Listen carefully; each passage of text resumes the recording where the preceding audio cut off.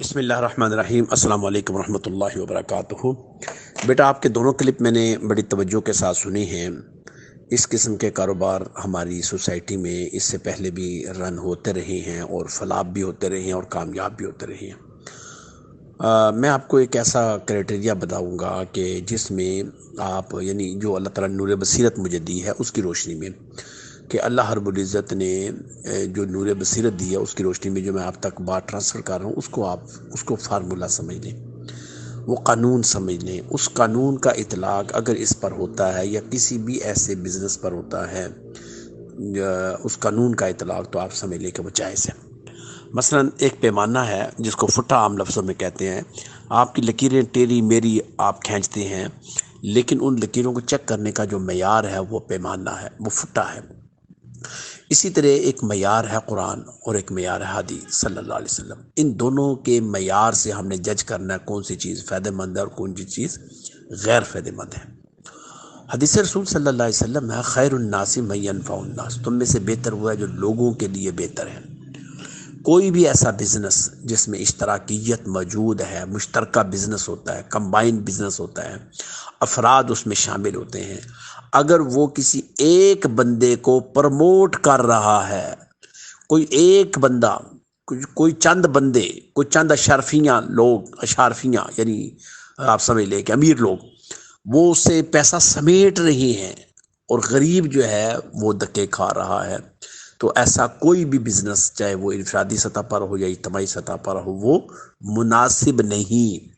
جائز یا ناجائز، حلال اور حرام ہم نہیں کہہ سکتے۔ جیسے کہ شراب ہے، شراب کلیتاً حرام ہے۔ اب خالی ہر جگہ شراب تو موجود نہیں ہے نا، ہر جگہ شراب تو نہیں ہے۔ اگر کوئی نیند کی گولی کھاتا ہے تو شراب کے ضمن میں نہیں آتی، کیونکہ کئی دفعہ نیند کی گولی ایک صحت مند انسان بھی کھاتا ہے اور کئی دفعہ نیند کی گولی واقعی بیمار کھاتا ہے نیند کے لیے۔ جو صحت مند کھاتا ہے وہ ایڈکٹ ہوتا ہے، اس کو ایڈکشن کہتے ہیں، اور جو بیمار کھاتا ہے وہ اس کی ضرورت ہے۔ اگر ہم شراب کے معیار پر ان کو پرکھیں گے تو ہم نے حالات اور واقعات کے معیار کو بھی مد نظر رکھنا ہے۔ آپ صلی اللہ علیہ وسلم کا بڑا عظیم فرمان ہے، کوئی بھی ایسا عمل جس کے اندر اللہ کی رضا اور پبلک کی فلاح شامل ہو، وہ عمل آپ کے لیے جائز ہے۔ میرے سامنے چونکہ ایک ایسا مرحلہ بھی تھا کہ لوگ پہلے کہتے تھے کہ ایک ممبر بنائیں، وہ جناب 500 روپیہ لے، اس کی کٹوتی دو وہ لے لیں گے، وہ ممبر آگے جائے، پہلے کو 500 مل جائے گا، اگلے کو 400 ملے گا، اس کے اگلے کو 300 ملے گا، اس کے اگلے کو 200 ملے گا، اس کے اگلے کو 100 ملے گا، پھر وہ 10 بناتے جائیں گے، جس کو 100 ملا اس کو 200 ملے گا، جس کو 200 ملا اس کو 300 ملے گا، جس کو 300 ملا اس کو 4۔ مجھے یہ چکروں ان چکروں میں پڑنے کی بجائے آپ یہ سمجھ لیں کہ کیا یہ بزنس کنٹینیو رہے گا یا کچھ عرصے کے بعد اس کو فلاپ کر دیا جائے گا کہ لوگ اس سے پیسہ سمیٹ لیں گے اور غریب آدمی کو درمیان میں پھینک دیں گے۔ اگر تو وہ business for the long time ہے تو وہ جائز ہے، مناسب ہے۔ اگر فار دا لانگ ٹائم نہیں، ہنگامی طور پر اٹھا، ہنگامی طور پر بس ہو گیا، جب ہنگامی طور پر اٹھا فتوے لیے اور کسی نے دیا کہ جائز ہے، کسی نے دیا ناجائز ہے، کسی نے کہا حلال ہے، کسی نے کہا حرام ہے، اس کے بعد کچھ عرصے کے بعد وہ غائب ہو گیا۔ تو یعنی اس طرح کے دھوکے کے مختلف قسم کے لوگ حربے استعمال کرتے ہیں اور ایک عرصہ دراز تک اس کو قائم دائم رکھنے کے بعد اس کے بعد فلاپ ہو جاتے ہیں۔ وگرنہ میں ایک اور چھوٹی سی مثال دیتا ہوں، کتے کی خرید و فروخت جائز نہیں ہے، لیکن اگر آپ شکاری کتا لیں تو اس کو کہاں کریں گے؟ اگر آپ وہ کتا لیں جو جاسوسی کرتا ہے، جو سونگھتا ہے، تو پھر کیا کریں گے؟ میں آپ کو سعودی عرب کے ایئرپورٹوں کے اوپر ایسے کتے موجود ہیں، امریکہ کے، چلو امریکہ تو غیر مسلم ہے نا، سعودی عرب تو مسلمان ملک ہے، تو لامحالہ وہ کتے انہوں نے خریدے ہوں گے، لامحالہ وہ کتے کو غذا بھی دیتے ہوں گے، دودھ بھی پلاتے ہوں گے، مکھن بھی کھلاتے ہوں گے۔ تو اس لیے ہم نے اس مرحلے کو دیکھنا ہے کہ اگر وہ کتا جو کہ سونگھنے کے لیے، شکار کے لیے لے جاتا ہے تو وہ مفاد کے لیے ہے، تو اس کی خرید و فروخت جائز ہو جائے گی۔ لیکن وہ کتا جس میں شوقیہ ہو، لڑانے والی باتیں ہوں، ویسے ہی باندھ کر رکھا ہوا ہو، تو وہ ناجائز ہو جائے گا۔ تو اس چیز کو آپ نے ملحوظ خاطر رکھنا ہے۔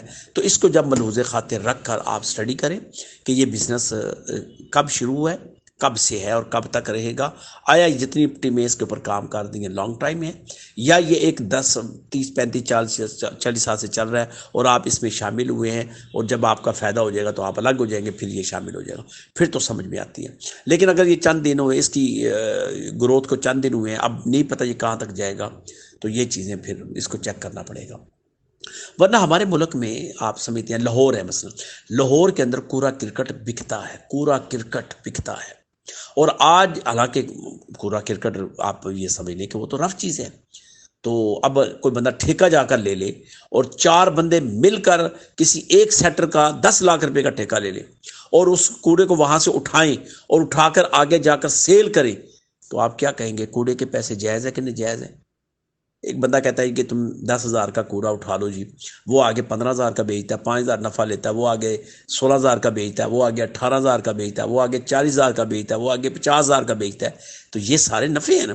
ایک بندے کے پاس نہیں پیسے، وہ 4 بندے مل کر خریدتے ہیں، تو وہ 10,000 کو نفع ہوتا ہے، 2,000 پہ سارے بانٹ لیتے ہیں۔